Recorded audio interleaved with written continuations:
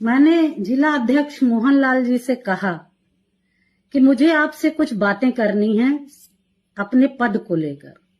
तो मोहनलाल जी ने कहा कि ठीक है, आइए बैठते हैं, बात करते हैं। इन्होंने मुझे बुलाया, मैं गई भी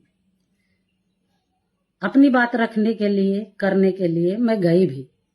चूंकि मुझे भी काम कर रही थी तो आगे बढ़ने की लालसा तो हर किसी को होती है, मुझे भी थी। मोहनलाल जी ने मुझसे कहा कि दीपाली जी, मैं आपको जिला उपाध्यक्ष बना दूंगा, तो आप मुझे क्या देंगे? मैंने कहा, भाई साहब, मेरे पास देने के लिए कुछ नहीं है, क्योंकि अभी अभी मेरा घर मकान बिक चुका है, आपको पता है। मेरे पति का भी काम धाम बंद सा चल रहा है, आपको पता है।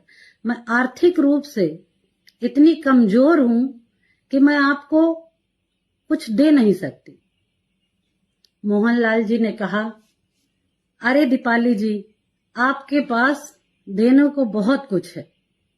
मैंने कहा, भाई साहब, मैं समझी नहीं, कहना क्या आप चाहते हैं? इन्होंने कहा, आप समझदार हैं, आपको मुझे बताने की आवश्यकता नहीं है, आप इशारों को समझिए। मैंने कहा, भाई साहब, मैं ना तो इशारों में बात करती हूं, ना मुझे समझ में आता है ये सब। आप खुलकर बताइए, यदि करने योग्य होगा तो मैं जरूर करूंगा। तो मोहनलाल जी ने कहा कि यदि मैं आपको जिला उपाध्यक्ष बना देता हूं तो आप मेरे साथ लखनऊ, दिल्ली, हर जगह चलेंगी, किसी को शक भी नहीं होगा।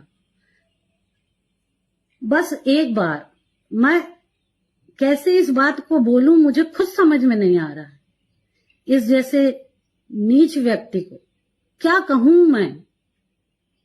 इसने कहा, बस एक बार मेरे साथ हम बिस्तर हो जाइए। हम बिस्तर होने का मतलब सारा समाज समझता है। इनकी इतनी गंदी भावना जो मुझे महीनों से कचोट रही है, मैं किसी से कह नहीं पा रही थी, शांत थी। मैंने कहा, भाई साहब, आपके घर में भी बहू बेटियां हैं, ऐसी बातें की जाती हैं? आप बहनों के प्रति ऐसी धारणा रखते हैं? और क्रोधित होकर मैं वहां से आने लगी तो इन्होंने कहा कि दीपाली जी, अगर आप मेरी बात को मान जाएंगी तो मैं जिला पंचायत का आपको टिकट भी दे दूंगा। मैं लालची महिला नहीं हूं, इसलिए मैं शांत होकर, गुस्से में लाल होकर वहां से वापस अपने घर गई।